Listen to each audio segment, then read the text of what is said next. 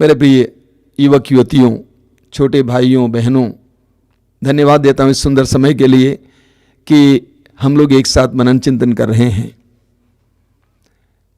मेरा सबसे छोटा भाई, ये 30-32 साल पहले की बात है, मेरा सबसे छोटा भाई क्लास 10 पास करने के बाद आगे पढ़ने की उसके अंदर इच्छा नहीं थी, इसीलिए उसने ITI किया। ITI करने के बाद वो चेन्नई चला गया काम पे, और वहाँ पे एक जगह पे काम कर रहा था। अच्छा वेतन नहीं मिलता था, लेकिन जिन लड़कों के साथ वो रहता था वे लड़के फिल्म इंडस्ट्री में काम करने वाले थे। कोई एडिटर था, कोई सब एडिटर था, कोई असिस्टेंट डायरेक्टर था। उन लोगों ने मेरे छोटे भाई के अंदर एक बात रख दी। उन्होंने कहा तुम इस तरह काम करोगे तुम कितना कमा पाओगे, बहुत कम कमा पाओगे। एक काम करो, तुम हमारे साथ मिलकर एक फिल्म बनाओ, पैसा तुम लगाओगे, मेहनत हम करेंगे, हमारी एक्सपर्टीज और तुम्हारा पैसा। और छोटे भाई ने बहुत जगह से इकट्ठा किया, कुछ पैसे, लाखों रुपए इकट्ठा करके फिल्म बनवा दी। फिल्म तो बन गई, सिनेमा हॉल पहुंच गई, लेकिन पिट गई। जो पैसा लगाया था वापस नहीं आया, लाखों रुपए गए। अब उसने सोचा कि हम क्या करेंगे, वो फिल्म इंडस्ट्री में ही रह गया। एक गंदा काम करना शुरू कर दिया उसने, अडल्ट ओनली फिल्म वितरित करने लगा। जब भी मैं उससे कहता था कि बेटा ये गलत है, वो कहता था कि भाई हमने बहुत पैसा लगाया, वो पैसा हमें वापस चाहिए, कैसे मिलेगा, इसी इंडस्ट्री से मुझे इकट्ठा करना है। इस तरह करीब 8-9 साल इंडस्ट्री में रह गया, कोई विशेष लाभ नहीं हुआ। जिन लोगों से उसने कर्ज लिया था वे सारे लोग उसको परेशान भी करते थे। ऐसी अवस्था में हालांकि लोगों ने कहा कि ये गलत जगह है, तुम यहां पे काम मत करो, ये काम मत करो, लेकिन वो बात मानने को तैयार नहीं था। अंत में जब वो हार गया था तो केरल के डिवाइन सेंटर में साधना में भाग लेने गया। वहां पर वो वचन सुनने लगा, पवित्र आत्मा का प्रकाश उसे मिला। उसको इस बात का एहसास हुआ पहली बार कि जहां पर मैंने जाल बिछाया है वहां मुझे मछली नहीं मिलेगी। जो काम मैं कर रहा हूं इससे मुझे जीवन में सफलता नहीं मिलेगी। और उसका मन बदल गया, विदेश चला गया काम करने के लिए, जिंदगी में कुछ कमाया, शादी की, परिवार बसाया। विवेक की कमी के कारण वो फंस गया था। ये न केवल मेरे छोटे भाई की कहानी है बल्कि बहुत सारे युवक युवतियों की कहानी है। हमें यूहन्ना के सुसमाचार के अध्याय 21 में पढ़ने को मिलता है। पेतरुस और उनके साथी मछली पकड़ने गए थे। वचन में लिखा हुआ है कि सारी रात उन्होंने परिश्रम किया लेकिन एक भी मछली नहीं पकड़ पाए। प्रातः के समय प्रभु यीशु वहां पे आए और उन्होंने कहा जाल दाहिनी ओर बिछाओ, और उन्होंने ऐसा ही किया और उन्होंने ढेर सारी मछलियां पकड़ी। एक बात का ख्याल करना, पेतरुस और उनके साथी पेशे से मछुए थे। उनको मालूम था कि कैसे मछली पकड़नी है और कहां मछलियां मिलती हैं, लेकिन उनके अंदर वो रोशनी नहीं थी, वो प्रकाश नहीं था ये जानने के लिए फिलहाल मछलियां कहां हैं। इस रोशनी को हम प्रज्ञा या विवेक कहते हैं। आपके अंदर बहुत सारी क्षमताएं हो सकती हैं, बहुत सारी प्रतिभाएं हो सकती हैं, आपने बहुत सारी डिग्रियां ली होंगी, लेकिन अगर आपके अंदर ये विवेक नहीं है, ये प्रज्ञा नहीं है, किसी काम के नहीं रहेंगे आप। प्रज्ञा ग्रंथ के अध्याय 9 उसके वाक्य 6 में लिखा हुआ है, ध्यान से सुनना। वास्तव में यदि मनुष्यों में कोई पूर्ण हो, वास्तव में यदि मनुष्यों में कोई पूर्ण हो किंतु उसमें तेरी प्रज्ञा ना हो तो वह कुछ भी नहीं समझा जाएगा। सारी बातों में पूर्ण हो, डिग्री हो, टैलेंट्स हो, पैसा हो, सब कुछ जानता हो, सौंदर्य हो, स्वास्थ्य हो, लेकिन प्रज्ञा नहीं है, कोई फायदा नहीं। कितने ही धनी लोग विवेकहीन कार्य करते हैं, बिजनेस में करोड़ों रुपए लगाकर बैठ गए। तो ये जानने की शक्ति कि कहां पे क्या करना है, क्या कहना है, इस शक्ति या प्रकाश को हम प्रज्ञा कहते हैं, विवेक कहते हैं। मेरे प्रिय छोटे भाई और बहनों, आपको इसके लिए प्रार्थना करने की जरूरत है। प्रज्ञा अति आवश्यक है। आप पढ़ेंगे सूक्ति ग्रंथ के अध्याय 16 उसके वाक्य 21 में लिखा हुआ है, जिसके हृदय में प्रज्ञा का निवास है वह समझदार कहलाता है। जिसके हृदय में प्रज्ञा का निवास है वह समझदार कहलाता है।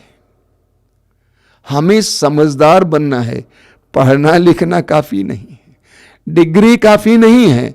आपको जानना है कि क्या करना है, कहां जाना है, किस दिशा में, यह अति आवश्यक है। आपको प्रज्ञावान बनना है। लेकिन प्रज्ञा प्राप्त करने के लिए क्या चाहिए? सबसे पहले सत्य को जानना है। प्रज्ञा उस आत्मा में प्रवेश नहीं करती जो बुराई की बातें सोचती है। प्रज्ञा उस आत्मा में प्रवेश नहीं करती जो बुराई की बातें सोचती है, और उस शरीर में निवास नहीं करती जो पाप के अधीन है। और एक बात सुन लीजिए ध्यान से, बाद में भी सुन लेना यूट्यूब में। प्रज्ञा उस आत्मा में प्रवेश नहीं करती, प्रज्ञा ग्रंथ अध्याय 1 वाक्य 4। प्रज्ञा उस आत्मा में प्रवेश नहीं करती जो बुराई की बातें सोचती है, और उस शरीर में निवास नहीं करती जो पाप के अधीन है। तो अगर आप चाहते हैं जीवन में सफल हों, तो सबसे पहले आपको प्रज्ञावान बनना है। आपको विवेक की जरूरत है। लेकिन अगर विवेक चाहते हैं, पाप से निकलना है। पाप में बातों से बाहर निकलना है, क्योंकि प्रज्ञा उस आत्मा में प्रवेश नहीं करती जो बुराई की बातें सोचती है, और उस शरीर में निवास नहीं करती जो पाप के अधीन है। वास्तव में हमारी समस्या भी यही है, प्रज्ञा की कमी, विवेक की कमी। तो सबसे पहली बात मैंने आपसे कहा, पाप से बाहर आना है, पाप में आदतों से बाहर आना है। दूसरी बात, प्रज्ञा के लिए प्रार्थना करनी है। वचन में लिखा हुआ है याकूब का पत्र अध्याय 1 वाक्य 5 में, यदि आप लोगों में किसी में प्रज्ञा का अभाव हो तो वह ईश्वर से प्रार्थना करे और उसे प्रज्ञा मिलेगी, क्योंकि ईश्वर खुले हाथ और खुशी से सब को देता है। याकूब कहते हैं, यदि आप लोगों में किसी में प्रज्ञा का अभाव हो तो वह ईश्वर से प्रार्थना करें और उसे प्रज्ञा मिलेगी, क्योंकि ईश्वर खुले हाथ और खुशी से सब को देता है। तो हमें प्रज्ञा के लिए प्रार्थना करनी है कि प्रभु मुझे प्रज्ञा दीजिए। आप पढ़ेंगे प्रज्ञा ग्रंथ के अध्याय 7 उसके वाक्य 7 में, मैंने प्रार्थना की और मुझे विवेक मिला। मैंने प्रार्थना की और मुझे विवेक मिला। मैंने विनती की और मुझ पर प्रज्ञा का आत्मा उतरा। ध्यान से सुनिए, मैंने प्रार्थना की और मुझे विवेक मिला। मैंने विनती की और मुझ में प्रज्ञा का आत्मा उतरा। तो हमें प्रज्ञा के लिए प्रार्थना करनी है कि प्रभु मुझे विवेक दीजिए।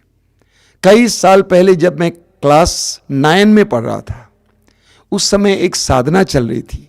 उस साधना को चलाने वाले एक भाई ने मेरे लिए दुआ की और कहा कि बेटे, तुम बहुत इंटेलिजेंट हो, लेकिन तुम में प्रज्ञा की कमी है। तुम बहुत इंटेलिजेंट हो, लेकिन तुम में प्रज्ञा की कमी है, इसलिए प्रज्ञा के लिए प्रार्थना करो, विवेक के लिए प्रार्थना करो।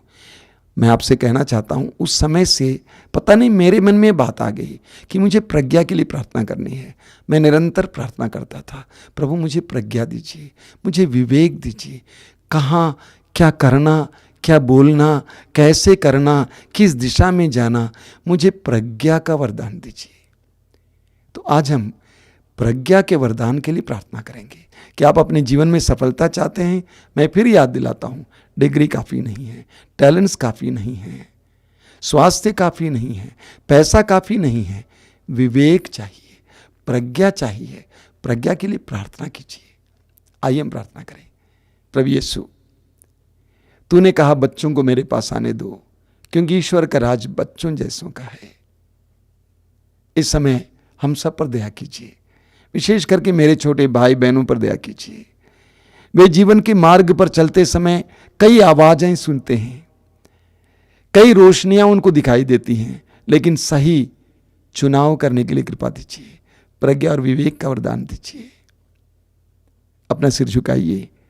सर्वशक्तिमान परमेश्वर, पिता और पुत्र और पवित्र आत्मा आपको आशीर्वाद प्रदान करे। आमीन। हम फिर भाई संदीप और सुहासिनी का गीत सुनेंगे, उस गीत को गुनगुनाते जाएंगे। सबको जय सो।